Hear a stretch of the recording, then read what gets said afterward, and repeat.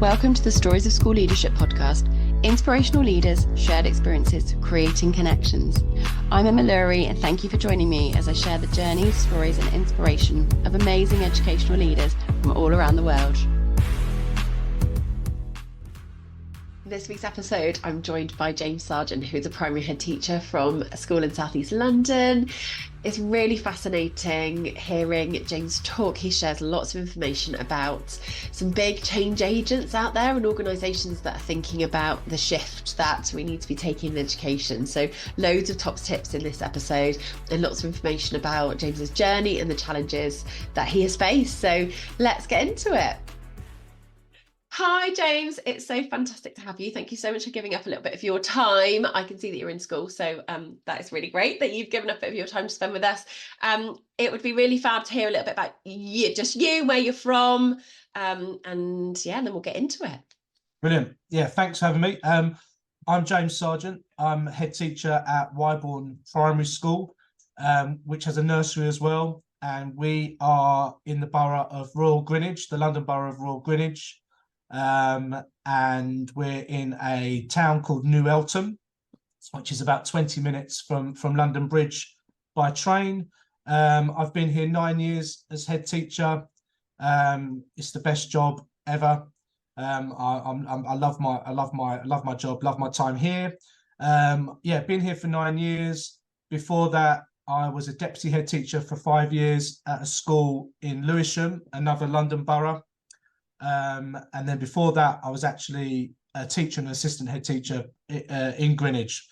So I qualified as a teacher in when was it? 2002, I think. So yeah, about 22, 23, something like that years I've been doing it. So. Amazing.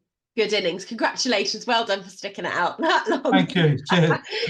Oh, fab. Thank you. So I am always really fascinated to find out people's own kind of school experiences and how people got into education to start with. So are you willing to just share with us a bit about your own kind of schooling and how that went for you? Yeah, definitely. I would say I don't think I enjoyed my primary school that much. I definitely preferred secondary school, and there's lots of different reasons for that. I do remember my first primary school experience. I must have been about 5, and I remember being shown around the school. My mum was there, and we walked into the big hall, and there was just loads of children doing PE, and I got a bit freaked out. I got a bit scared. I got a bit nervous because they were all in their underwear, and I think that petrified me. The thought of having to go somewhere and having to do PE in our underwear. Thankfully, we don't do that anymore. So that was my first memory of primary school.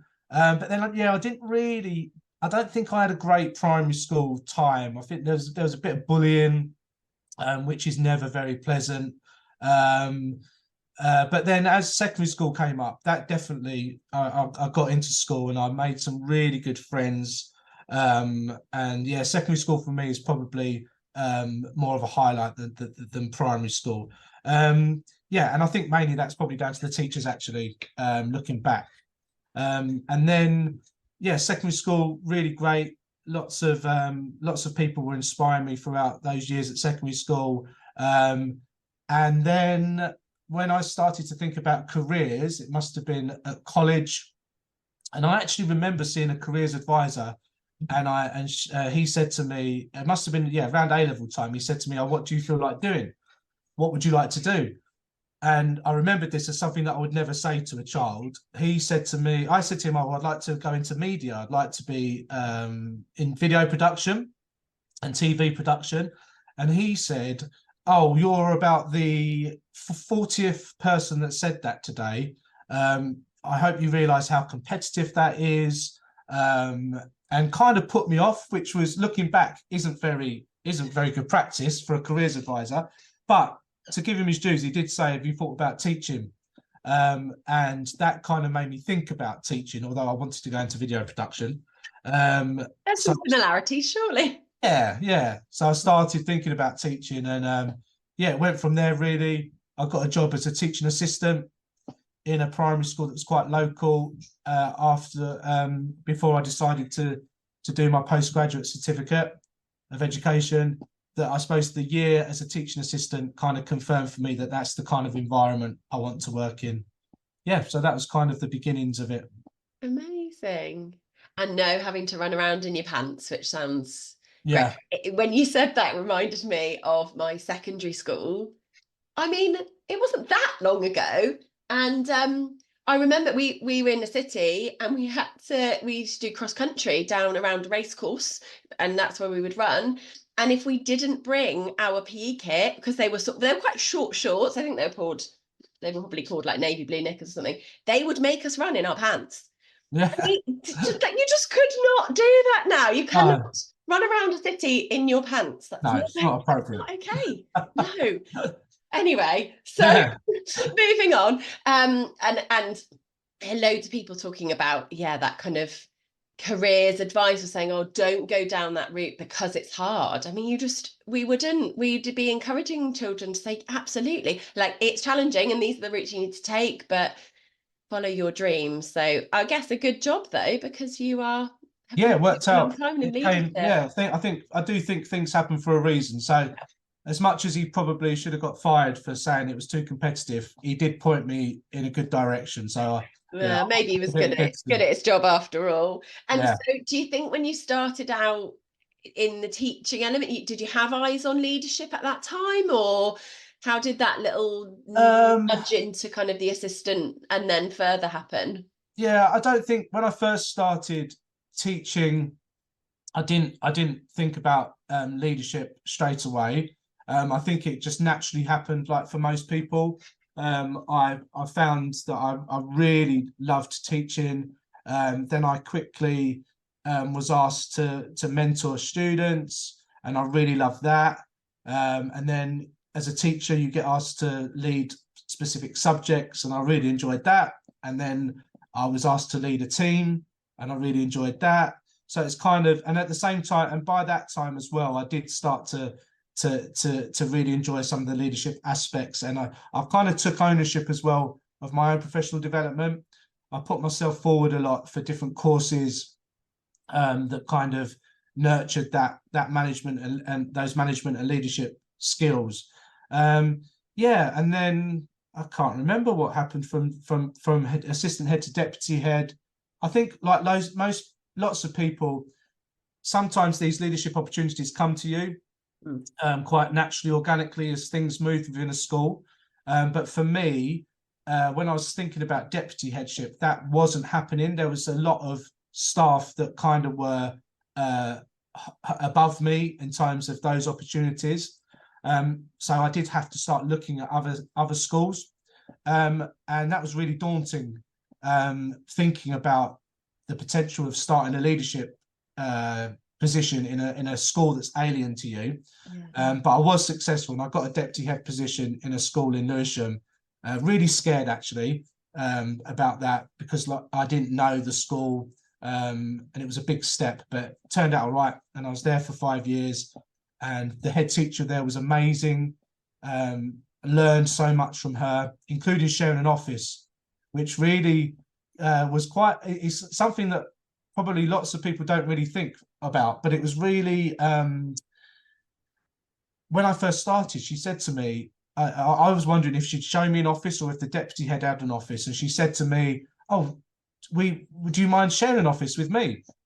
And I absolutely didn't have a problem with it. And I said, no, I know that's absolutely fine. And she said, oh, there is a bit of a thing about it. And I said, what? And she said, I just think she said, it's a really good idea because you get to see how I work and I get to see how you work. And we don't have to worry about trying to find each other in an emergency, or if you're over this side of the school, or you're up there and I'm here, we're constantly working with each other. And I did that. And it was so good. I learned so much from just sitting opposite her and observing how she talked to staff, pupils, governors, how she worked. And then she encouraged me to do the MPQH. She actually set up a secondment for me. So I was seconded as a head of school to another school for a term, which was amazing. And then I saw this job advertised and became the head. And when I was the head, first thing I said to the deputy was, do you mind sharing an office? Did they And go, she no, was, I don't want to share with you? no, she was equally dumbfounded by it. I was like, sharing an office? The head teachers always had their own office, but no, she did it, and it's worked out all right. So I've done it ever since. Yeah. That's really interesting because I've always shared offices. I like people, so I want to be around people, and I've always, I guess, depending on how you are as a leader, for me, it's not very hierarchical. So I like to be around a team of people because I constantly, want to have that conversation, discussion, seek their ideas. So I think I'd feel a bit lonely in an office all by myself. I Yeah, need it's a bit boring. need people around. Yeah, you just got to stay focused, though, haven't you? I do love a chat, so that might be an issue.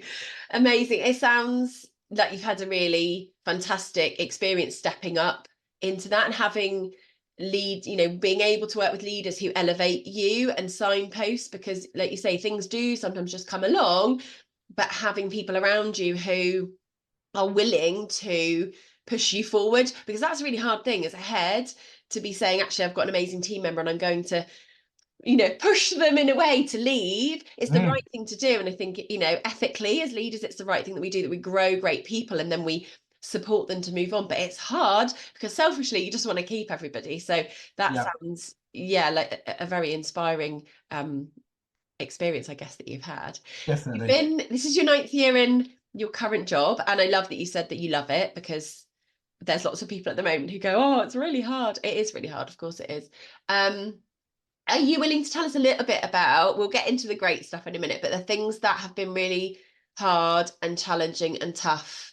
You've talked about, you didn't necessarily know the school, so that was a new thing, but you've seen, I guess, a lot of change in 9 years, not least COVID, but there's been a lot of other things that have come in. Yeah. What are the things that have been tough? I suppose things that are tough. Things that are challenging now. And I'm just mindful. I don't want to kind of repeat everything that everyone's saying, or if the things that are in everyone's mind, but they do affect us all. For me, it's obviously budget and finance, and not being able to spend what you need to spend, and having to be really frugal with resources, and having to be really creative with staffing, because money is an issue for most schools and for most local authorities, and nationally. So for me, that's a constant battle as a head, and that's probably not the fun bit, because obviously I'm not a whiz with finances and things like that, but I've got better at it over the years of doing headship. But it is something that I do find a real challenge, and a bit of a block, a bit barriers really to navigate and to try and jump. And then I suppose linked to that is SEND, which again is big and is current, and people are talking about it. I've always really strived to have an inclusive school, and that is one of my biggest drivers as a leader, to make the school as accessible and as inclusive as we possibly can.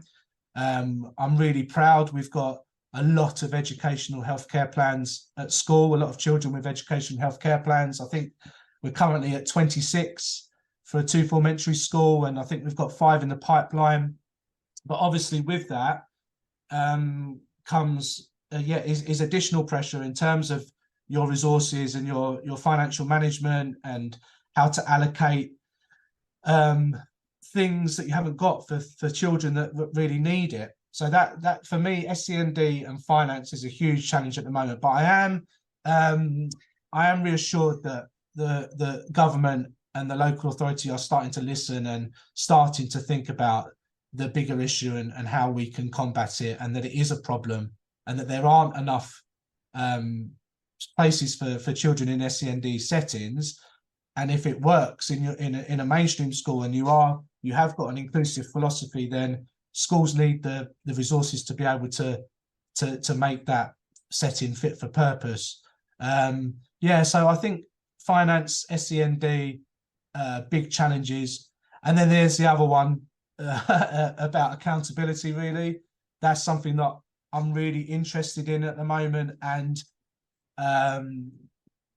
I suppose doing it for 9 years now, I've grown a bit of thicker skin, and I'm a bit more maverick, or a bit more harder than I was before. I was very sensitive at the beginning. I'm still quite sensitive, but I was very sensitive, very nervous at the beginning. Now I'm a bit more, asking questions, wanting to take some risks, and accountability is something I'm really interested in at the moment. And I get really frustrated that many schools are still held to account for their test results, and that those results are published. And I really, I can't get my head around Key Stage 2 SATs and why they're still here and how schools are still held account to that. I just think there's better ways of doing things. And I've been asked the question actually, well, what are those ways? What are the better ways of assessing? What are the better ways of doing things? And I'll be honest, I haven't got all of those answers because I don't think any of us have got the magic answer. But what I'm enjoying at the moment is investigating that and getting out and about and learning and talking and networking and seeing that there is a lot of work around assessment and rethinking assessment and really how schools can be held account. I suppose, yeah. So that's a challenge, but it's also driving me as well. Yeah, and I think we mentioned a little bit before, we probably started just around that there's a sense, I think, in education that the tides are starting to rumble a little bit, isn't there? There's a feeling of, as we said, there's been a lot of change. There's been a lot of things happening. COVID's been a huge driver in people questioning what are we really doing at times. And I think, you're right.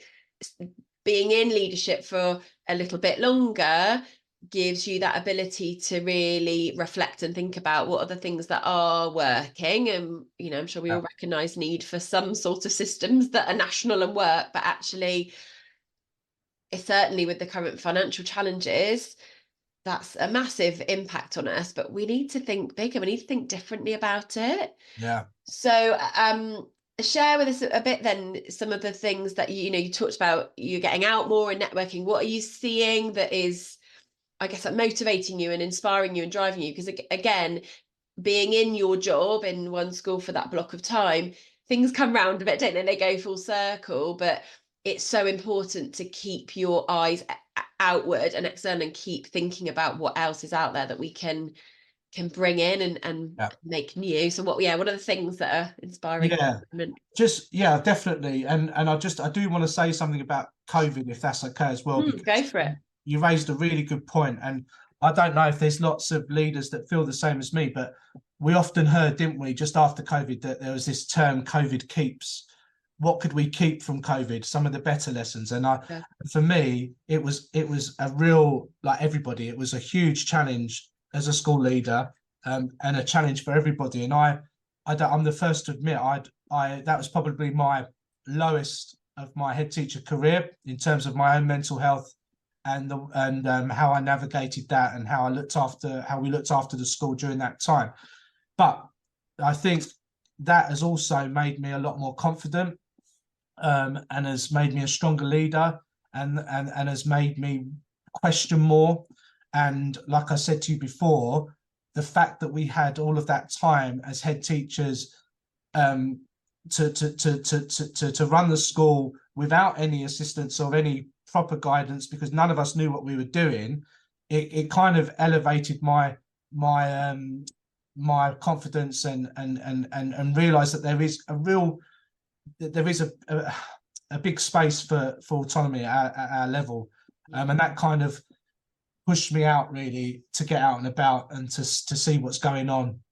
And some of the things that I'm being inspired about at the moment is the work of the Chartered College of Teaching, around rethinking the curriculum and their rethinking projects.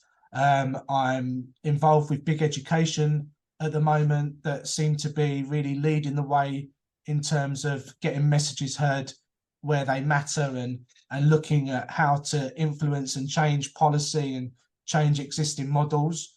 And that work sounds really fascinating. Tell us a bit more about Big Education, what that is. And I've certainly sort of seen things on LinkedIn, and I've seen some of the online work that they're doing, but it would be great to know a bit more about. Yeah, so Big Education is an academy trust, and our school isn't part of the academy trust, but they do offer some really good continued professional development. I mean, you can check them out online, but there's all different ways you can become involved with them. They've got some really good research and reading materials that are really helpful.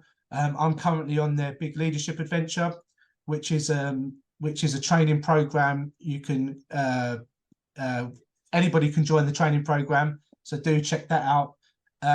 And also there is something called the Big Eight as well, where they've devised kind of eight different leadership models that they feel benefit schools and leaders. So it's definitely worth checking out. But for me, they're a voice at the moment that seems to be at the forefront.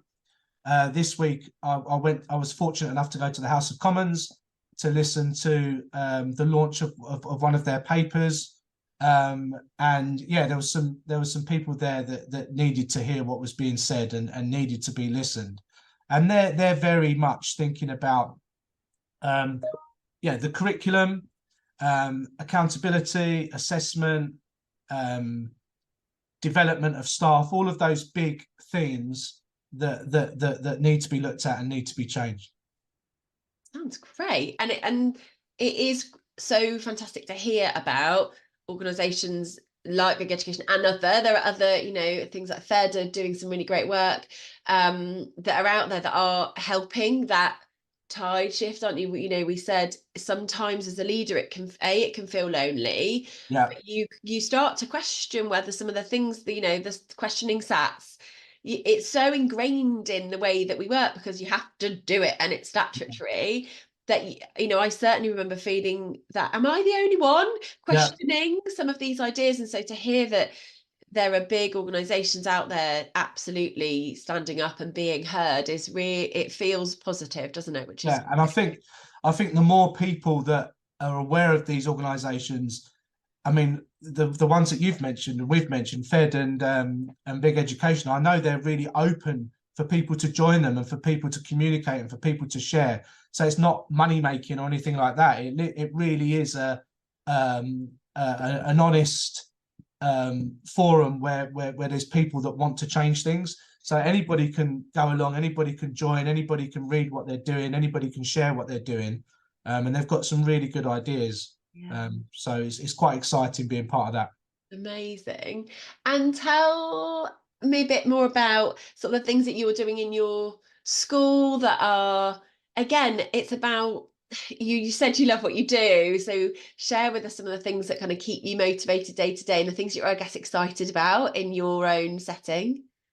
Yeah, I think for me, the things I love about my job is obviously the children and the people. That's what makes me really enjoy coming to work. I love the team. I love the children. We're probably doing just as many amazing things as everybody else because I speak to lots of colleagues, go to lots of schools. Schools are amazing places. They're innovative. They're constantly changing and trying new things. And our school is exactly like that.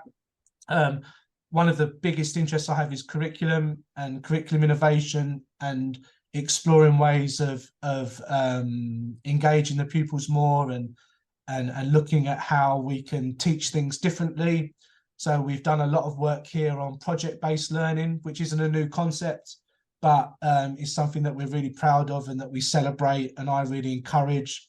We're looking at immersive learning, which is all kind of takes its theme from immersive theatre, and we're looking at coming out of the classroom and exploring different places to learn and encouraging the children to be immersive in that. So lots of schools have forest schools like us that we utilise. Lots of schools have DT rooms or libraries or IT suites.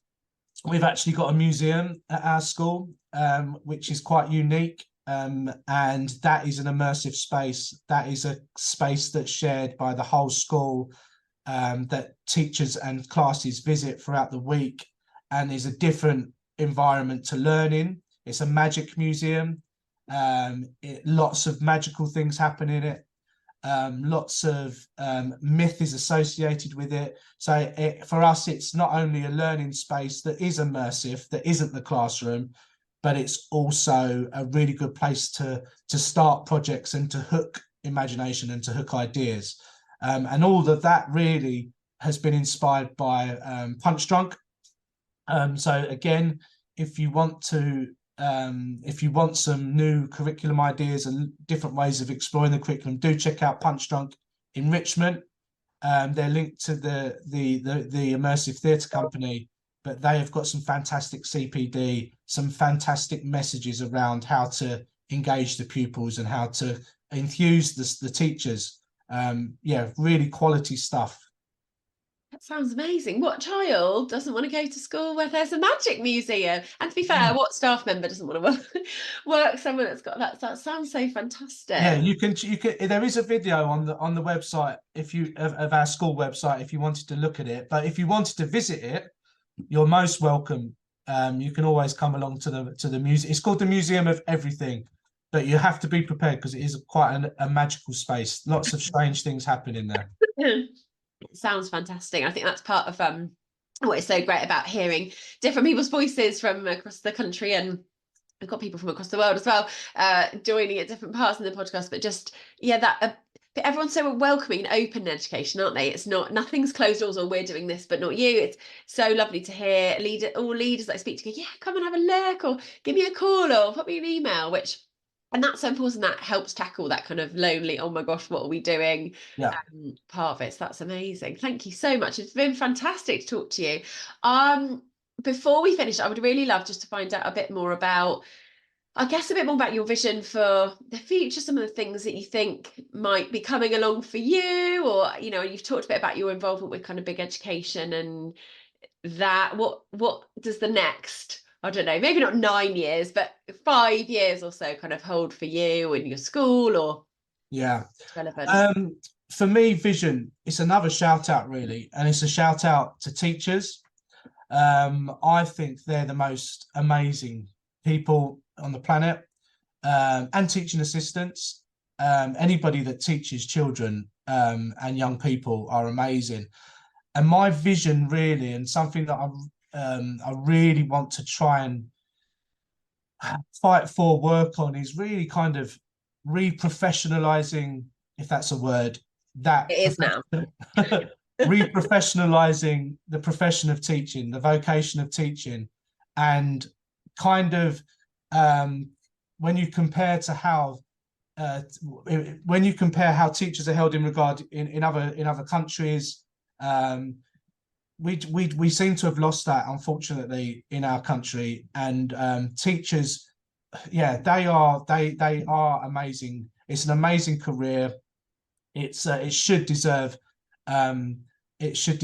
to be up there as one of the in terms of its professionalism. So that is, for me, a bit of a personal mission, is to try and look at ways of how we can re-professionalize the profession and attract the right people into the profession and attract people into the profession. And when I mention teaching assistants, again, big shout out to them, because that is a huge workforce that came into their own during COVID, that are skilled, that are experienced, that could also and should be encouraged to join the teaching profession and encouraged to up level and their skills. We need more teachers, but definitely a mission of mine is to re-professionalize the teaching role. Yes, it's going to be a quote now.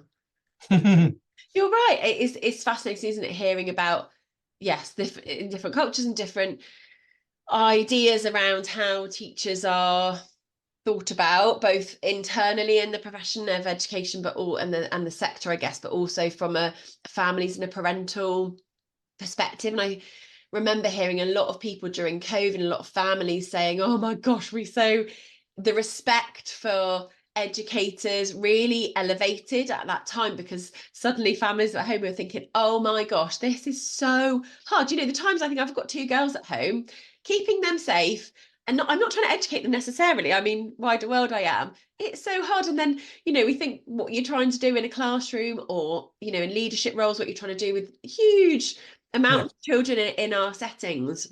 It's such a complex and challenging role. And yeah, I wholeheartedly support that vision, that we need to really recognize how complex the job is, and that it deserves that recognition, that financial reward, that support, that those CPD routes. So yeah, I think that's a great vision to have. I can't wait to see what the next 9 years holds in that way. Amazing. Thank you so much for your time, James. It's been so fantastic. I will get some way sort of out on LinkedIn and everything, just sharing some of the links and things that you've talked about, because they sound like really fascinating and insightful things for people to have a little look at if they've not heard of them before. Brilliant. Thank you. Thank you so much for listening to the Stories of School Leadership podcast. We'd love to know your thoughts on this episode. Get in touch and tell us what you think, and share this episode with colleagues so we can spread the word. If you'd like some support with leadership coaching, supervision or consultancy, you can get in touch with me via the Stories of School Leadership Instagram account, or I'm Emma Lurie on LinkedIn, or you can send me an email. It's info@emmalurie.co.uk. I hope you have a great day, whatever you're up to next, and I can't wait to share the next episode with you. Goodbye.